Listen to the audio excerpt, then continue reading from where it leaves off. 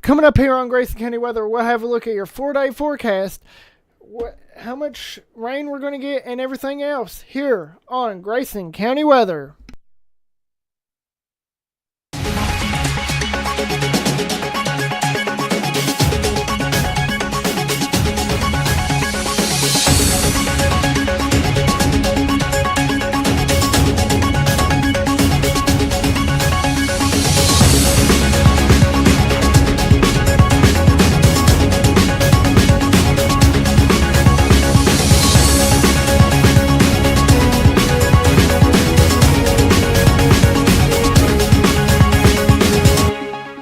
A weather alert day has been issued.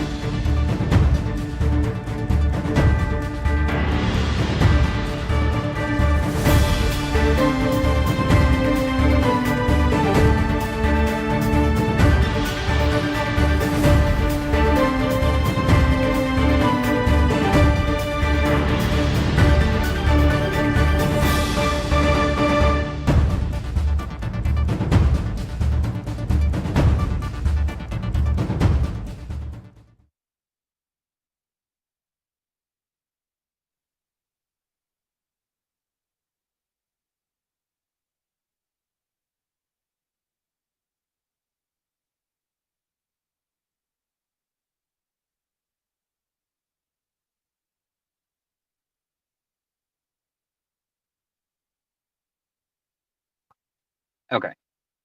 Can you hear me now? Okay. I'd like to apologize to everybody really quick. I'm out at a baseball game and my service isn't great, so bear with me. But uh, yeah, meteorologist Dustin tonight jumping on here to help Cody with Grayson County weather. Going to talk about there's a lot to talk about. We're going to talk about the upcoming severe weather threat. There's at least a chance for severe thunderstorms Wednesday through Saturday, but we're especially concerned with tomorrow. And then, of course, another big issue is the heavy rain that's expected this week, which we'll get into in detail. But those are the two big headlines. Severe storms possible tomorrow, heavy rain with significant flooding through the rest of the week. Starting off looking at the current radar, right now the region's clear. Um, nothing concerning right now. It's just a kind of a mild, a cool, clear night. Out to our west, it's not quite like that, which we'll talk about it also. But here in the central Kentucky area right now, it's all clear for now. Zooming out, you can see severe watches and tornado watches across the central U.S. And that actually does have implications for our severe threat tomorrow. This is something we're watching closely across Kansas and Oklahoma specifically. The way these storms develop and evolve, they'll eventually move into like Missouri, Arkansas, and then they will influence what we call the warm sector. They'll influence the environment that our storms are eventually expected to develop in. So we've been following these storms closely. And one of the things that we're watching is the cluster of storms across kind of southern Kansas, just southeast of like the Wichita area, right near the Kansas-Oklahoma border. A lot of the models, which you shouldn't rely on models only when forecasting, but a lot of the models were showing pretty extensive storm coverage across that area tonight. And you can see there are some pretty intense supercells out there, but the storms are mostly scattered. So that might not be good news for tomorrow, not to scare anybody. But if the storm coverage is a little less tonight, those move into Missouri and Arkansas in the morning. If there aren't as many storms as expected, that might mean that the warm sector will be able to become a little more unstable and just all around more favorable. So that's something we're watching because these storms are going to influence the threat tomorrow regardless. So yeah, we're kind of watching that area to see how extensive storms will develop, how extensively storms will develop, and kind of what they do as they move east.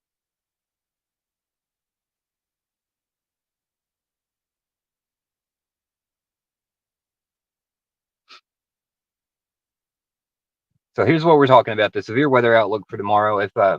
If you follow my my work page, my meteorologist Dustin Knight page, you'll see that I put out a similar graphic to this earlier today, and then the Storm Prediction Center updated their severe weather outlook, and then they also upgraded to a moderate risk, which is a 4 out of 5 for severe weather. And I tried to say last time, don't get too caught up in the categories. It's not. You can see that the moderate risk kind of splits Grayson County in half, and then the eastern half is in an enhanced risk. That doesn't mean that bad storms are going to happen in western Grayson County, and not bad storms, are going to happen in eastern Grayson. The entire county is under a pretty substantial severe weather risk tomorrow. This just kind of highlights the general area where we're all expecting the worst storms to be. That said, we are a little more confident in the environment being pretty favorable for severe storms across western Kentucky. The red area you see, that's where we think the most significant risk is. And then the risk does diminish a little as you get towards I-65, but it certainly doesn't, decrease substantially. It diminishes a little. But the bottom line of all this is that some intense severe weather is expected tomorrow, and Grayson County is very much in the risk area for that.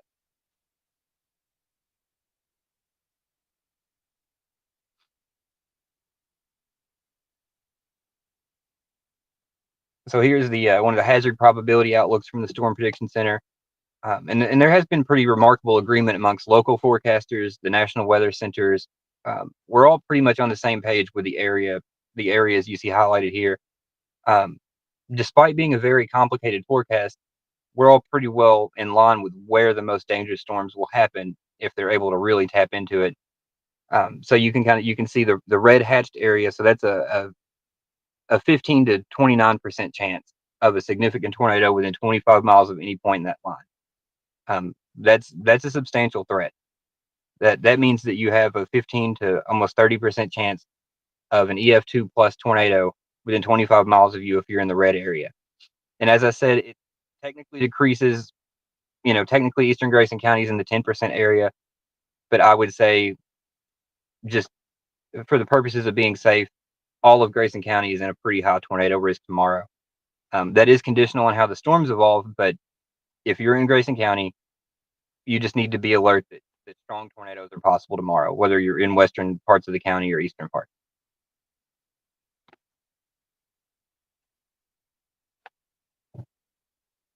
And then this is the wind outlook, and confidence is a little bit higher in wind. Kind of the two main scenarios that we're looking at tomorrow. One scenario is these isolated storms we call supercells, thunderstorms with rotating updrafts. One possibility is that a swath of supercells will develop and kind of move across the area, which would pose a risk for, large tornadoes, very large hail. And then what seems to be the likely scenario, though, spread damaging wind becomes more likely. So the main threats tomorrow for Grayson County will be, like I said, the chance for some tornadoes. That's very much in play. Strong tornadoes are very much in play. And then, of course, damaging wind across the rest of the area.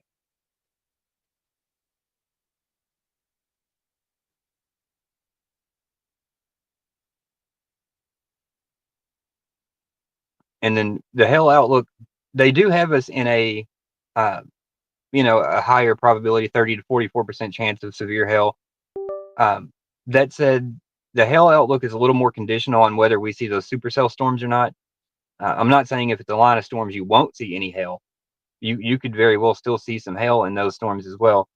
But if the storms are more isolated supercells, they're much more likely to produce that large damaging hail. If it's a line, it's typically a little more, the hail threat's a little more subdued. So I think tomorrow, when we're looking at the radar, if we see those big isolated storms, then you can assume the hail threat's a bit higher. If it's more of a messy line of storms, the hail threat's probably a little bit lower. But regardless, the Storm Prediction Center does have Grayson County outlined in a pretty substantial hail risk.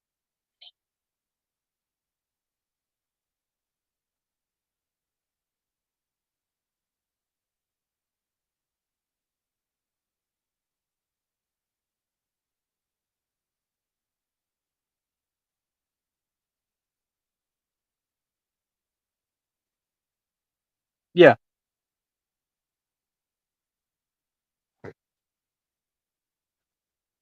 So this is one of the briefing slides that get sent out, and this breaks down kind of what we were talking about, but from a zoomed out version. It's from the National Weather Service in Louisville, and you can see the severe weather outlook, bigger picture, with southern Illinois, southwest Indiana, most of western Kentucky into western Tennessee. Um, and the reason that area is highlighted as a moderate risk, like I said, it's not that we're positive that strong tornadoes will occur, but we are pretty confident that that's the area where the environment is going to be dangerously favorable. I would consider this event to be um, it's a high ceiling event. So if the storms develop and they are a little bit messier, that will decrease the severe threat ever so slightly. But regardless, Western Kentucky, whether it's a little bit lower or not, doesn't really change a whole lot. The that area that's outlined for the moderate risk and even into parts of the enhanced risk, the potential for very dangerous storms is pretty high tomorrow, despite the uncertainties that we have.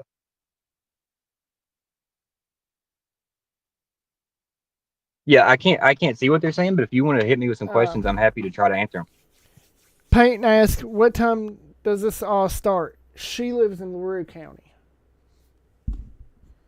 Okay, so yeah, we're generally expecting, it's an earlier threat to our west, but for like the region you're talking about, um, really between like the 7 p.m. to 1 a.m. time frame, unfortunately, that's kind of the ballpark. That's when we're expecting the greatest severe risk for that area. Um, there is a chance that you get some storms that develop out ahead of the main line during the afternoon. So, you're going to want to pay attention to watches and warnings throughout the day. But yeah, the greatest likelihood for that area would be 7 p.m. to 1 a.m. Actually, that really extends to like Grayson County as well, Hardin County area. Kind of that entire region is in like the 7 p.m. to 1 a.m. time frame tomorrow.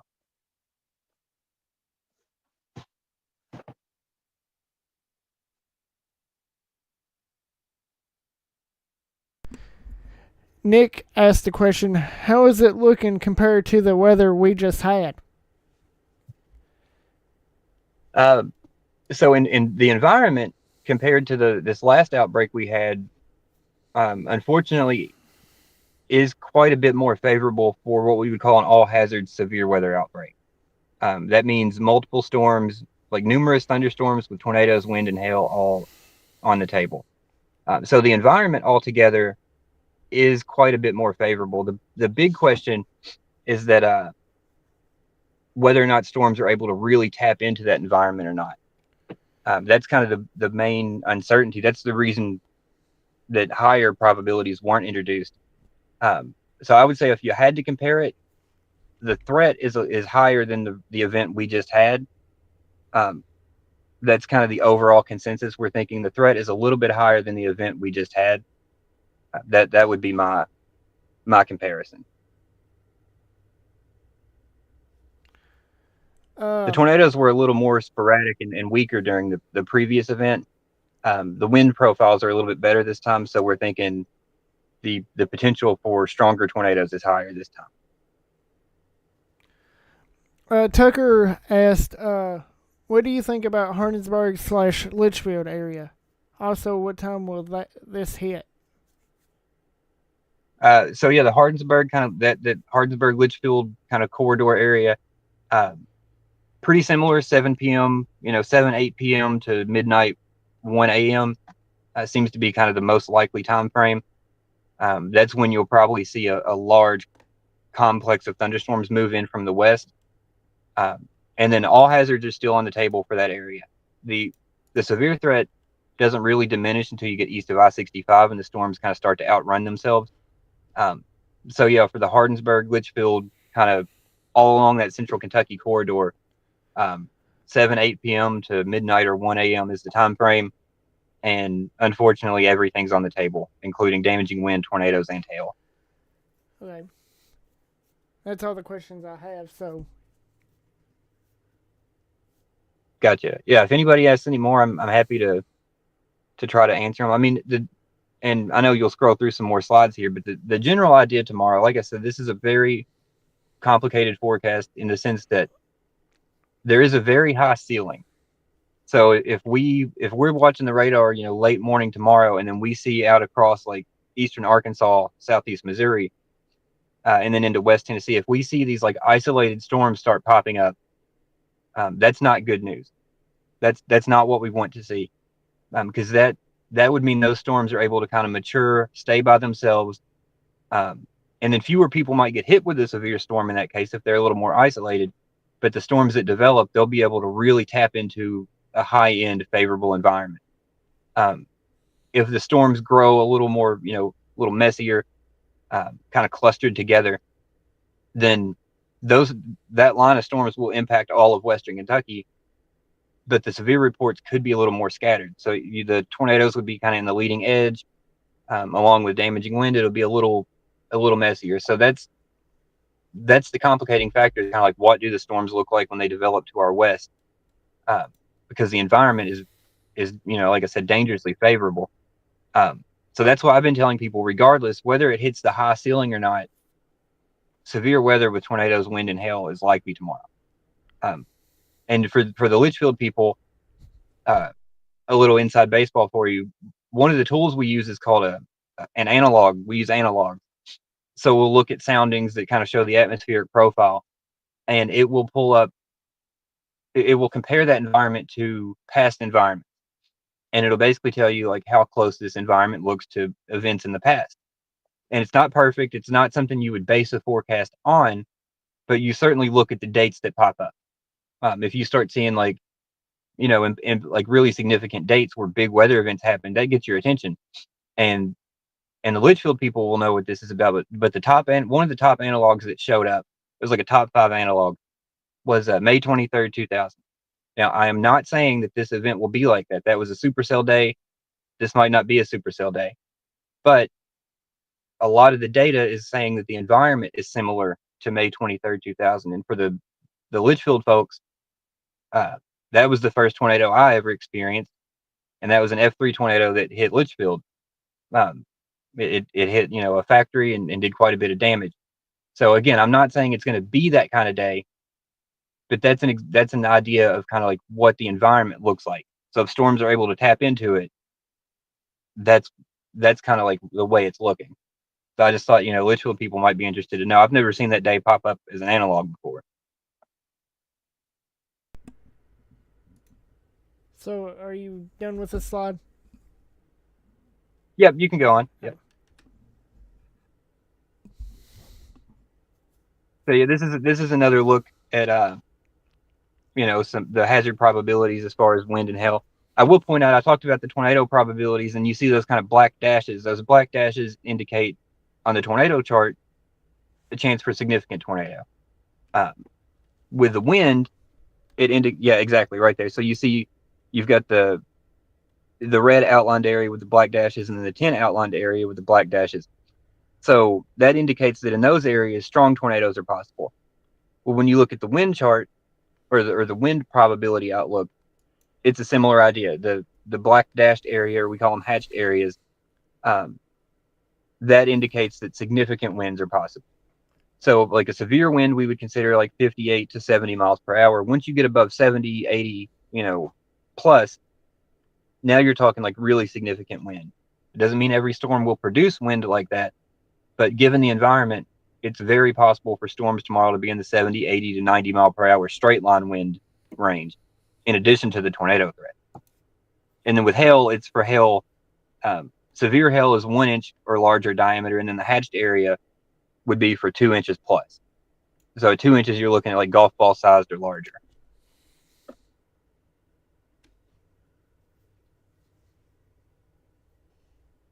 And then Thursday, and honestly, if you followed like my professional page, I've been trying to take this one day at a time.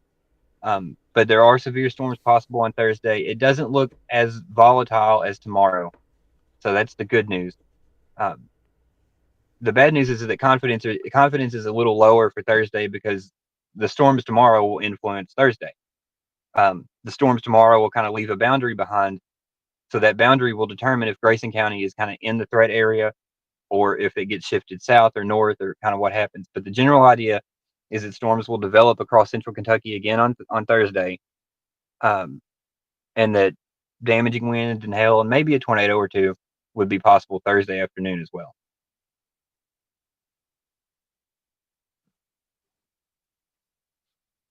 And then unfortunately it keeps going. We've got Friday and Saturday, and I'm not going to get too into detail on this because as you can imagine, the the complications start to stack up when you're piling up multiple events after another, because each one kind of influences the next. But just know that severe weather is possible along a stalled front across Kentucky, which includes Grayson County, into the weekend. We just know that severe storms are possible. Know what you're going to be doing, and kind of have a plan ready as we continue to dial in each day.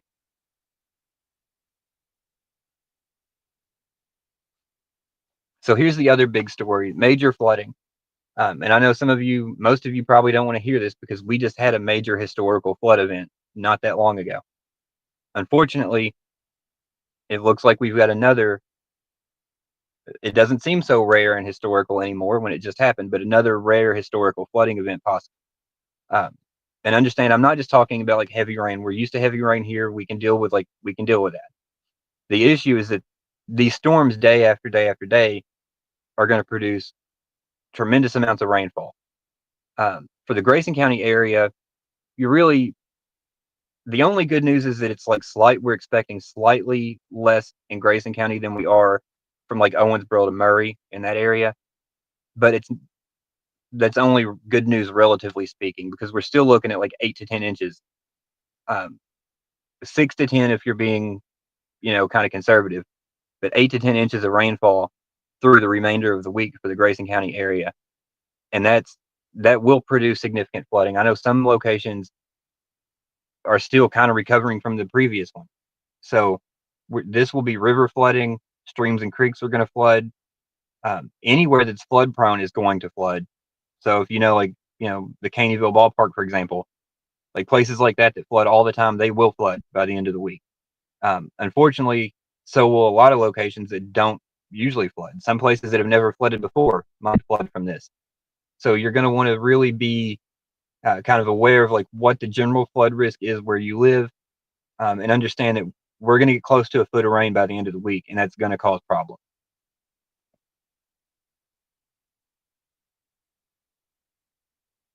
And when I say problems too, that means like um, that's not to be, this isn't just like throwing a raincoat and grab an umbrella. Like it could be life-threatening problems for people. Not everybody, but it could be life-threatening problems for some people. And then here are the excessive rain outlooks. These are similar to the Storm Prediction Center severe weather outlooks, except they're for excessive rain. These are often ignored by people, but they are really important.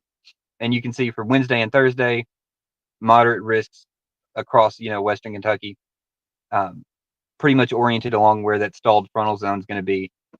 And that's highlighting the risk that we just talked about. Heavy rain each day, it's going to keep piling up, and they've got risk areas through the week.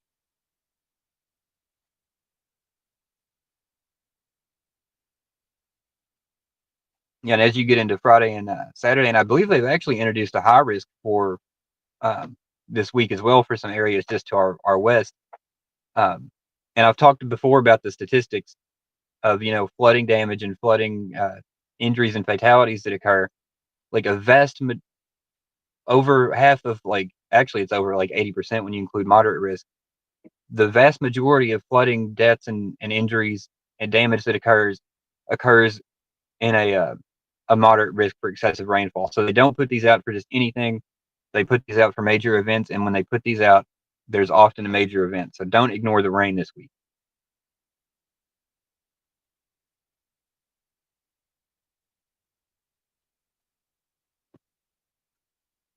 I believe this is showing gauges across like the Ohio River. There's a river forecast center, and they have gauges across the region. And then you can see kind of in our neck of the woods, the warmer colors. So where you start to see like the reds and the, I guess it's like magenta pink. Um, when you see those, these show the river stages. So those reds and even the oranges, they show flood stage, with red and pink being, higher flood stage. So a lot of the area, what we would call the antecedent conditions, are already not great. You've already got places with high water. Um, and this rain isn't gonna help.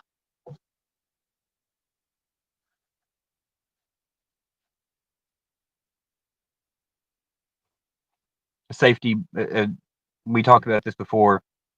Just you know the deal. Don't drive through flooded roads. Like, just don't do it. It's not it's not cool. It's not going to help you too much. You're not going to get where you're going any faster. Just be safe. Don't be dumb. Like, it takes a lot less water than you think it does to move your car. This says 12 inches of water can sweep a car off the road. It can. So just don't risk it. Like, I don't have anything clever to say about that. Just don't be dumb.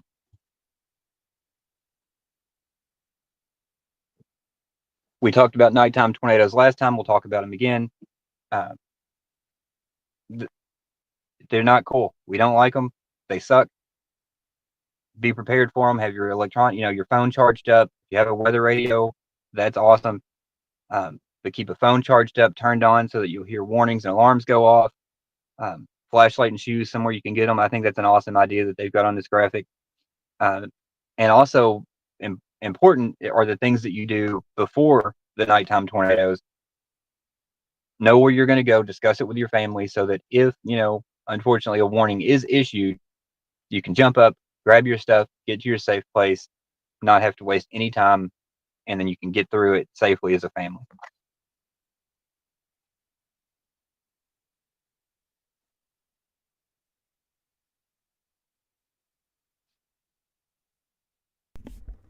Anything else you want to talk about? Yeah, the last thing I'll say is just that it's not a guarantee that things are going to be terribly bad tomorrow, so don't panic. Um, you know, if you followed me for any amount of time, you know that I don't like, if I think it's going to be really bad, I'll tell you I think it's going to be bad. I don't, hype up forecasts or anything. I just say what I'm thinking about it. Um, the potential is there for this to be a really bad day, but there are still what we would call failure modes. Um, there are more failure modes than I would like to say. Obviously, I want to see it. I'd like to see it bust. But when I say that I don't want to see failure modes like this, I mean that it complicates the forecast. It makes it hard to tell you confidently what it's going to do. People joke about meteorologists all the time.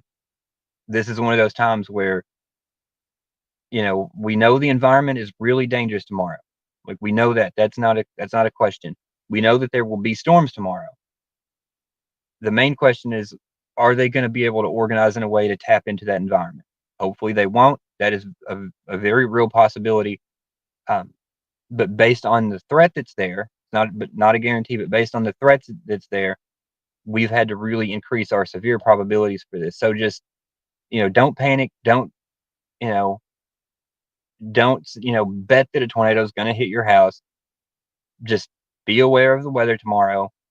Have a plan. Have everything in place, and be ready to act if you need to. We'll be watching. We'll be getting warnings out and all these things to keep you safe. So just be weather aware tomorrow, and we'll get through it together.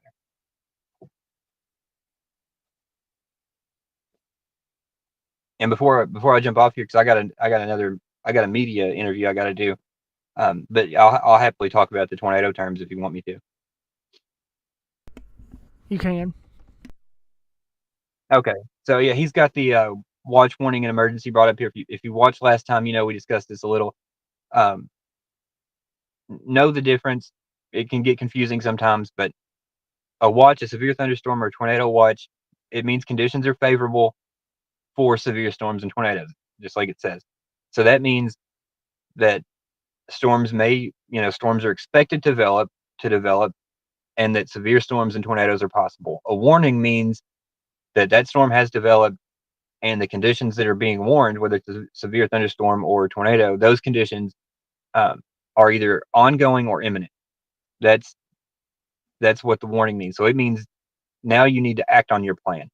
And then a tornado emergency is the highest level of warning that we can do. And that means, you should take a regular tornado warning seriously too. But a tornado emergency means that a large, likely catastrophic tornado is confirmed, ongoing. And in that case, they allow you to issue a tornado emergency to really, you put out that enhanced wording to really get people's attention.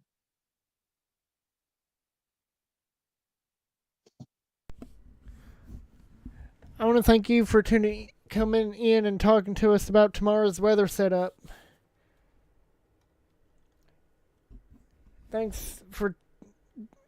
thank y'all for tuning in and listening to this. Dustin has other things to do, so we'll let him get back to that. Hey, sorry, I heard you say you were thanking me. I was losing service, but thank you for having me on. I'm happy to jump on here anytime, and thanks everybody for following along. We'll get through this like we always do. Yep. All right. Bye.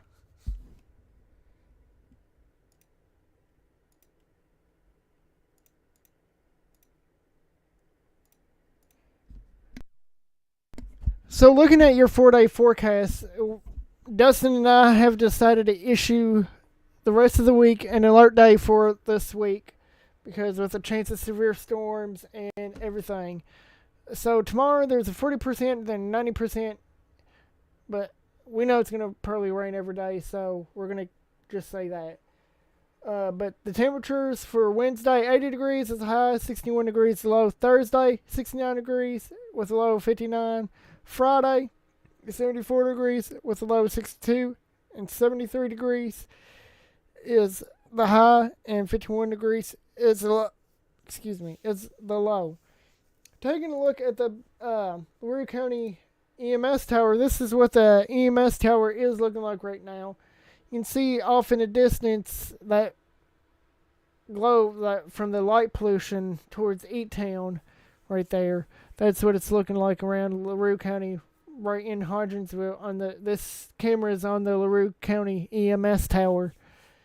And taking a look at the Big Clifty weather cam. This is what the Big Clifty weather cam is looking like. You can't see much because it's dark outside and it doesn't have that color HD thing like cams does. But that's what it's looking like outside my area right now. So taking a look at the radar right now, clean sweep on the radar right now. Nothing showing up on the radar except that phosphor reflectivity. As we zoom out on the U.S. radar and show you what the U.S. radar is looking like, you got some tornado watch for parts of Oklahoma right there, as you can tell. And then you have the severe thunderstorm in Topeka, severe thunderstorm watch for Topeka, Kansas, and parts of Nebraska. I think that's Nebraska. Nevada. Yeah, that's Nebraska. And there's a couple of severe thunderstorm warnings right there that we're watching as well. But like Dustin said, this is leading up to tomorrow. And tomorrow Dustin and I issued that weather alert day because we want to make sure you are weather aware tomorrow for tomorrow's storms. So that's why Dustin and I issued that weather alert day. So as you can tell, parts of Grayson County is in a moderate risk, and the western part of Grayson County is in a moderate risk, and east Grayson County is in a enhanced risk for severe weather tomorrow. So that's what we're looking at with that. So the tornado outlook, on the other hand, part of the county is in the 15 to 29% probability of a tornado, but all of Grayson County is in the hatched area, so 10% probability of a significant tornado, EF2 to EF5. And the wind threat for tomorrow is a 30 to 44% range for Grayson County and for Breckenridge and Hardin County. We're in the 30 to 44% range. 10%, the hatched area is 10% probability of significant wind gusts greater than 74 miles per hour. Then the hail outlook. This is a hail outlook. We're in the 30 to 44% range, and we're in a 10% probability of significant hail greater than 2-inch diameter. And Hardin County is included in that, and Breckenridge County is included in that as well. So that's what we're looking at right now. So I want to thank y'all for tuning in here for Grayson County weather, and I want to thank Dustin Knight again for tuning in, talking to y'all about tomorrow's weather setup and the timing and everything on that. But I want to thank y'all for tuning in here to know what the weather is going to be for tomorrow and everything else. I'm broadcasting live from Big Clifton, Kentucky. I'm Cody Brock here with Grayson County Weather.